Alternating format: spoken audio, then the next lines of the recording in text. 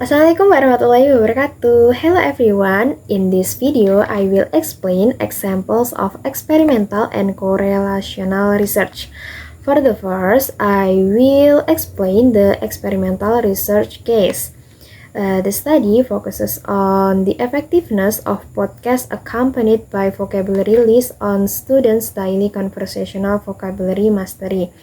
Nah, jadi penelitian ini dilakukan dalam konteks IFL atau bahasa Inggris sebagai bahasa asing pada siswa terutama kelas 10 SMA. Nah, banyak siswa yang mengalami kesulitan dalam memahami dan menggunakan vocabulary in daily conversational mereka karena kurangnya paparan bahasa Inggris lisan yang otentik. Nah, maka dari itu, di sini podcast yang disertai vocabulary list digunakan sebagai media pembelajaran atau sebagai treatment yang diberikan kepada mereka.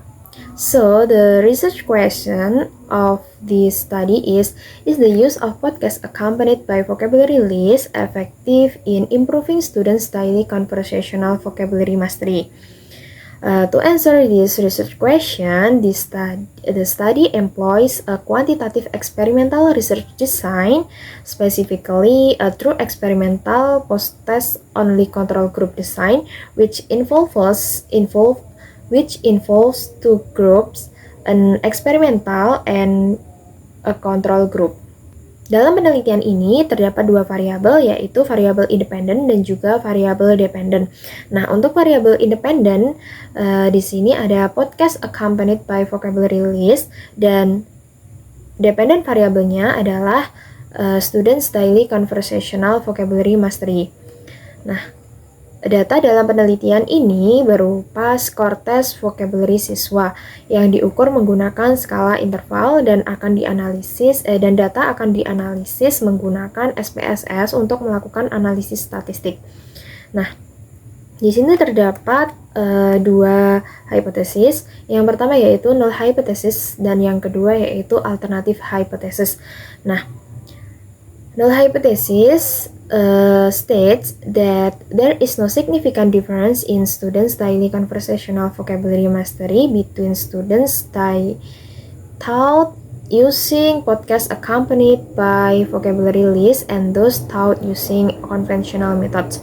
And then alternative hypothesis states that there is a significant difference in students' daily conversational vocabulary mastery between students taught using podcast accompanied by vocabulary list and those taught using conventional methods.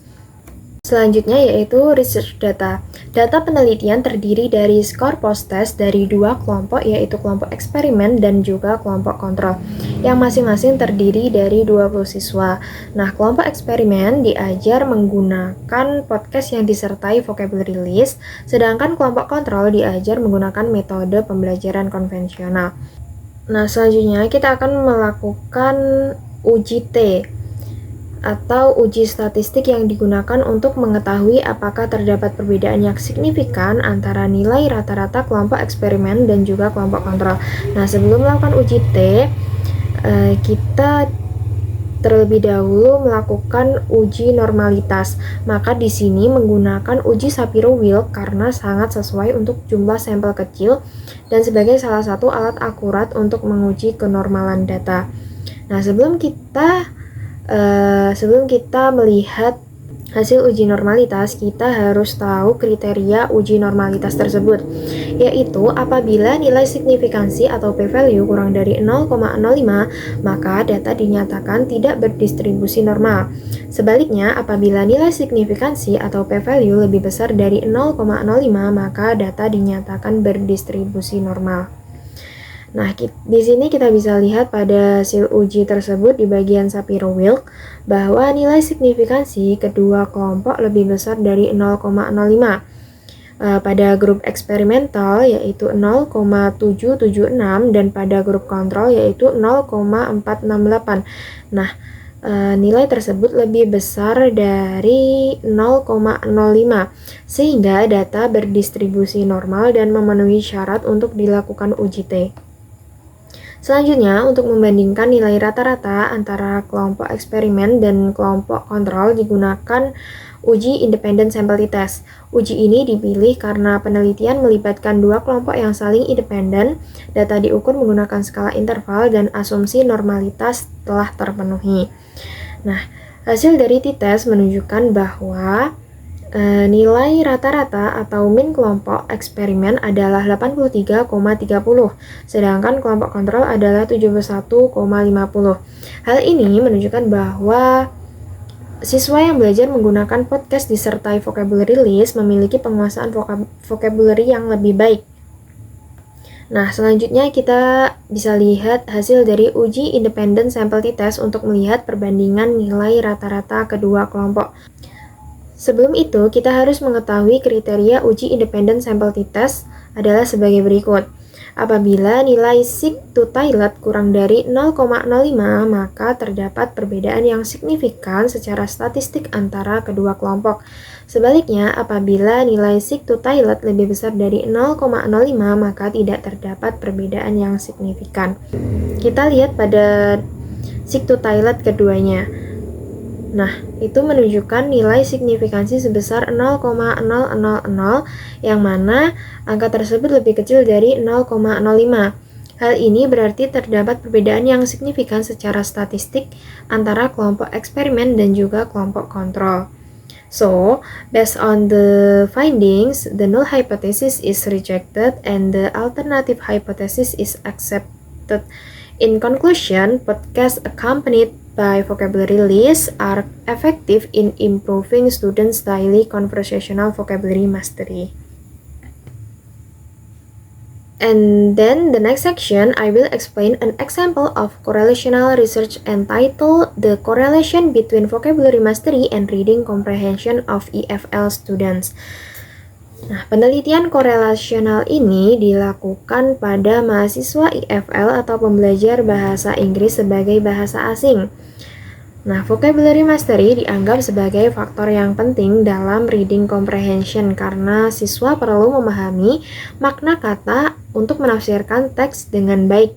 Namun, banyak mahasiswa EFL masih mengalami kesulitan membaca karena keterbatasan vocabulary. The study aims to investigate whether there is a significant correlation between vocabulary mastery and reading comprehension of EFL students.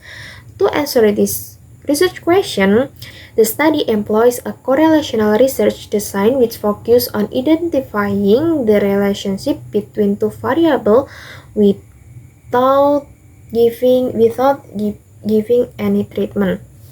Nah, dalam penelitian ini juga terdapat dua variabel, yaitu independen dan juga dependent. Nah, variabel dependennya di sini adalah vocabulary mastery dan dependent variabelnya yaitu reading comprehension.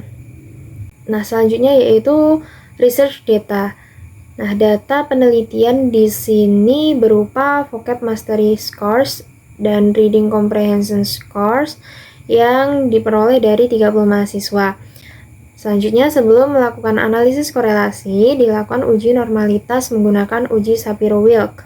Hasil pengujian menunjukkan bahwa nilai signifikansi reading comprehension score yaitu 0,669 dan vocabulary mastery score yaitu 0,706.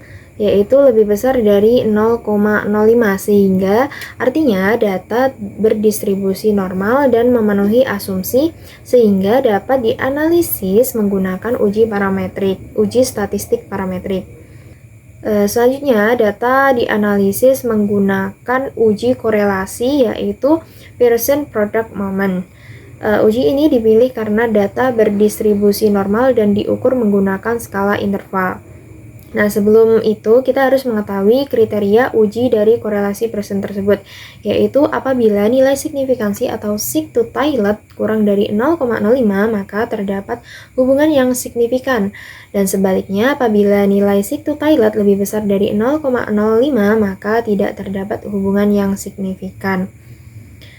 Hasil analisis korelasi Pearson menunjukkan bahwa nilai sig-to-Tailed dari keduanya menunjukkan 0,000 yang lebih kecil dari 0,05.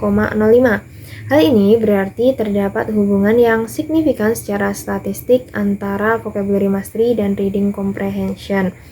Nah, untuk melihat seberapa kuat hubungannya, kita bisa melihat pada Pearson correlation-nya. Sebelumnya kita harus mengetahui pedoman derajat hubungannya terlebih dahulu, yaitu jika nilai korelasinya 0,00 hingga 0,199 artinya menunjukkan hubungan yang sangat lemah. Nah, selanjutnya nilai korelasi 0,20 sampai 0,399 menunjukkan hubungan yang lemah. Dan selanjutnya 0,40 hingga 0,599 menunjukkan hubungan sedang atau cukup. Nah, yang selanjutnya yaitu 0,60 hingga 0,799 menunjukkan hubungan yang kuat. Dan yang selanjutnya yaitu 0,80 hingga 1,00 menunjukkan hubungan yang sangat kuat. Dari analisis korelasi percent product moment menunjukkan bahwa nilai koefisien korelasi sebesar 0,998. Berdasarkan pedoman derajat hubungan tadi, nilai tersebut berada pada rentang 0,80 hingga 1,00 yang berarti terdapat hubungan positif yang sangat kuat antara penguasaan kosakata dan pemahaman. Hubungan positif yang sangat kuat antara vocabulary mastery dan reading comprehension. Berdasarkan hasil analisis korelasi persen tadi, karena nilai sig to Toilet sebesar 0,00 lebih kecil dari 0,05, maka hipotesis 0 ditolak dan hipotesis alternatif diterima. Dengan demikian, maka disimpulkan hipotesis hipotesis 0 ditolak dan hipotesis alternatif diterima. Hipotesis alternatif yang berbunyi there is a significant correlation between vocabulary mastery and reading comprehension of EFL student. Dengan demikian dapat disimpulkan bahwa terdapat hubungan yang signifikan dan sangat kuat antara vocabulary mastery dan reading comprehension. So that's all for my explanation about experimental and correlational research. I hope this video is easy to understand. Thank you for watching and see you in the next video. Bye bye.